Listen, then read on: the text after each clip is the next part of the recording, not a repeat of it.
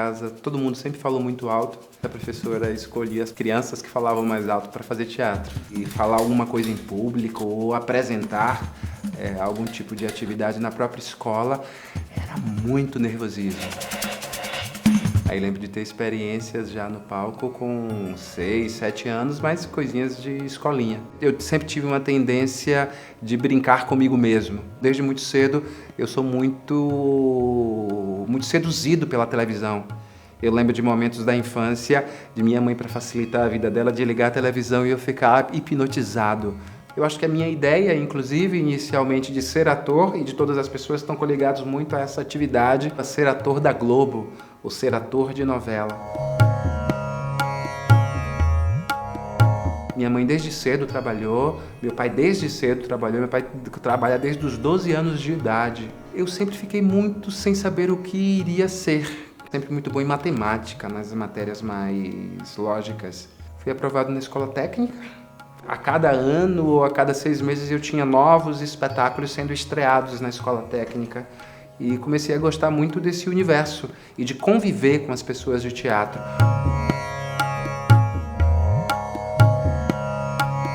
De ser um espaço de elaboração de mim mesmo.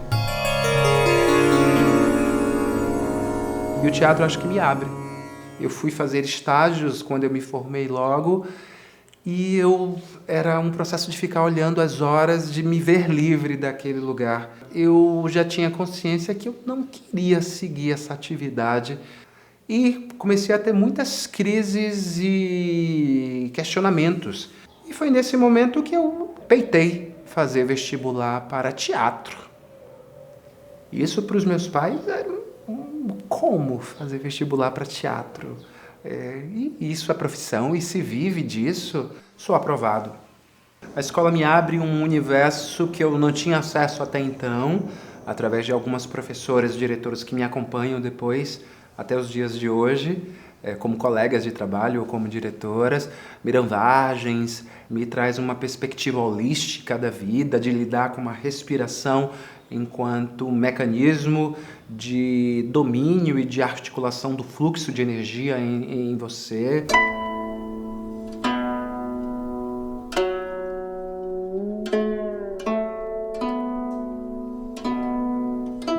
Nesses 2 anos eu fiz muito workshops de preparação do ator, como é que você usa a voz, o corpo.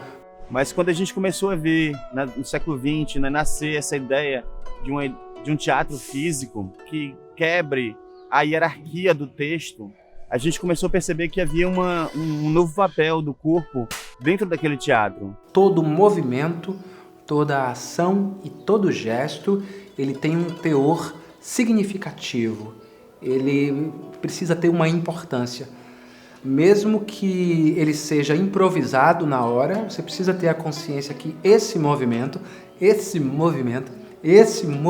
ele tem um significado para seu interlocutor. E o Fábio Vidal, ele tem um trabalho fantástico em relação a seus exercícios corporais, o seu treinamento corporal e a sua pesquisa corporal. De lidar com uma autoconsciência dos mecanismos corporais com relação a inibições, própria memorização de um texto, princípios de técnicas de Alexander, kinesferas, divisões espaciais, elementos que lidam também com uma psique, com um processo de descoberta de uma voz mais natural.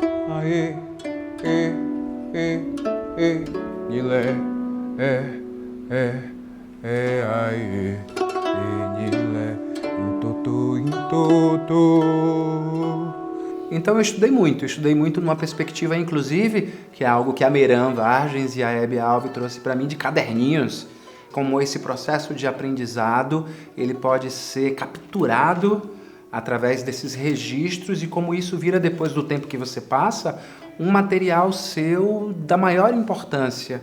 Eu vejo que foi de muita valia essas orientações que eu tive desses formadores. Mas eu lembro num determinado momento já começar a dizer assim, na escola técnica era melhor porque eu fazia um espetáculo a cada ano, eu tinha um processo maior de estar em cartaz. E não sabia muito como me articular nesse primeiro período de de semi-profissionalização. E juntando tudo, um determinado momento eu fiz o meu momento Scarlett O'Hara, de que vou construir o meu próprio teatro. Comecei a desenvolver esse projeto chamado Seu Bonfim, que ele tem uma importância muito grande na minha carreira e na minha vida.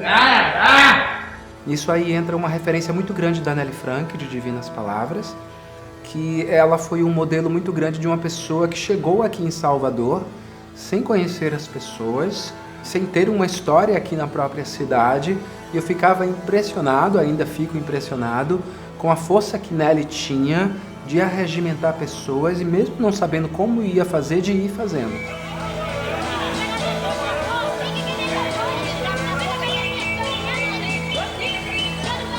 Divinas Palavras foi um trabalho feito que não tinha o objetivo de ficar só em Salvador. Vou investir em fazer um trabalho onde ele não fique 6 meses em cartaz ou 1 ano em cartaz, mas ele fique 5, 6 anos em cartaz, 10 anos em cartaz. A longevidade da obra dele justamente traduz a potência desse trabalho. Como acontece com o Seu Bonfim, que eu tenho 21 anos, eu consigo sempre estar trazendo o espetáculo de novo para lugares que até então ele não tinha ido. Foi o meu primeiro movimento criativo autoral.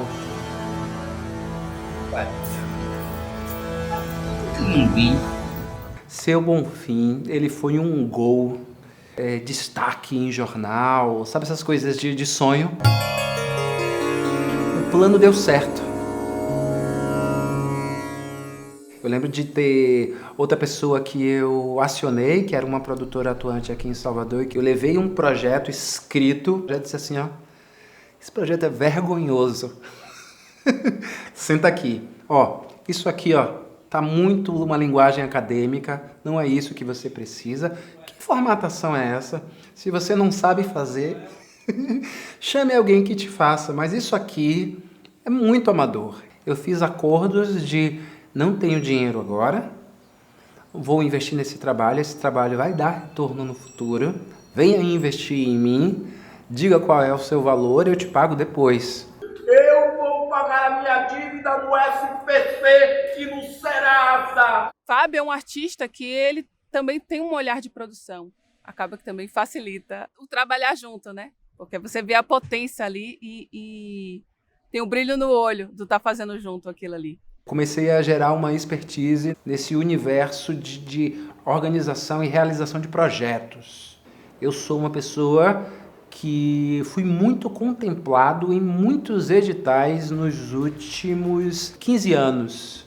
Eu sou aprovado para poder fazer um novo trabalho chamado Sebastião, que também foi muito bem aceito. Eu ganhei um prêmio importante aqui na cidade, que foi o prêmio Braskem de ator.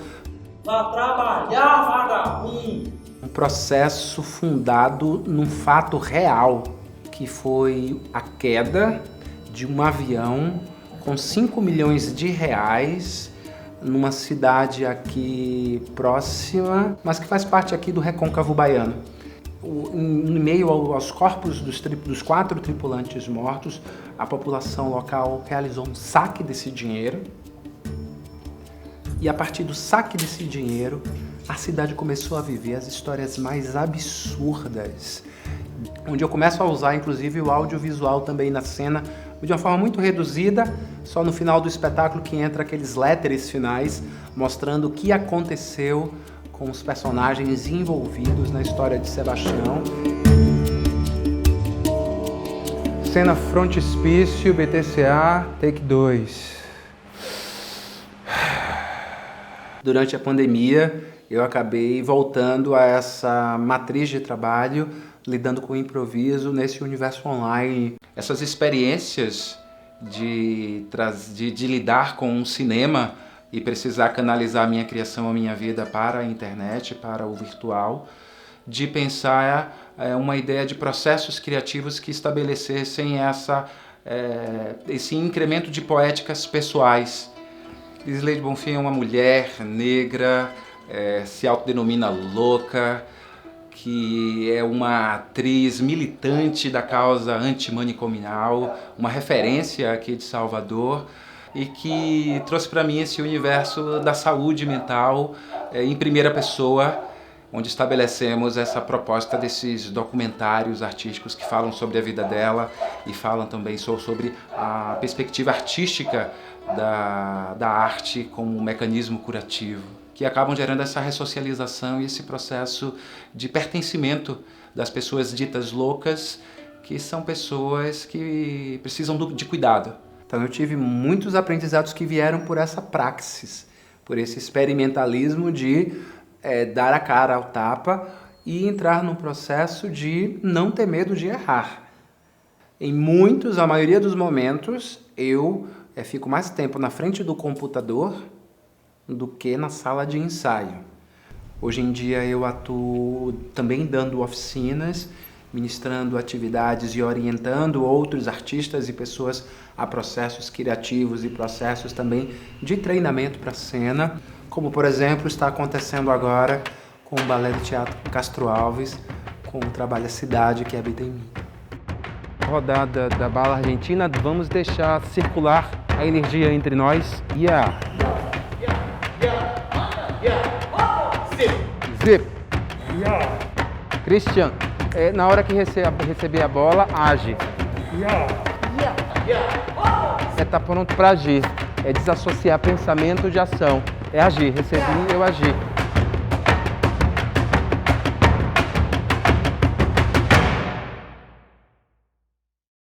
Nesse meio tempo, acabo gerando o meu processo de mestrado, e aí consigo ter foco no processo criativo enquanto objeto de pesquisa. Fábio Vidal é uma antena apontada para o mundo. Ele capta todos os elementos que vão influenciando, que vão, de alguma forma, dialogando com o tema que ele está pesquisando. Durante o processo criativo, a gente deixa vir à superfície essas resultantes criativas, que eles são um manancial para a efetivação dessas dramaturgias. Para ir aos poucos encontrando o ordenamento daquele caos.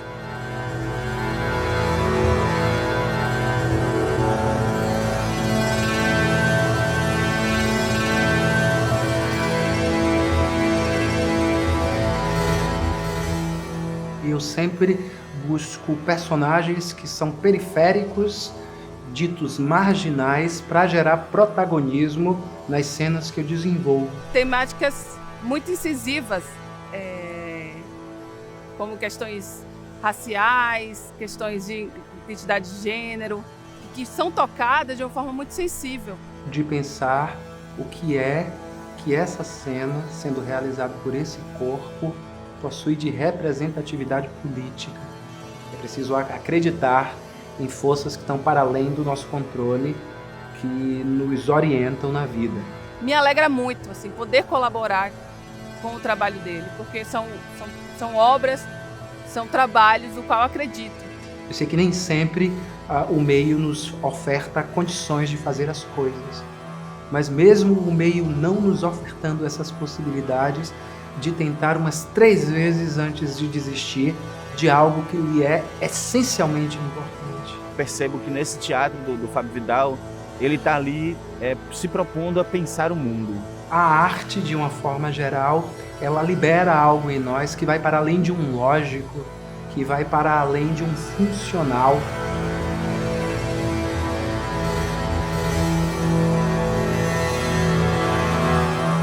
E me sinto um pajé, um xamã na situação da cena, de como eu encaro como um lugar de encontro de energias.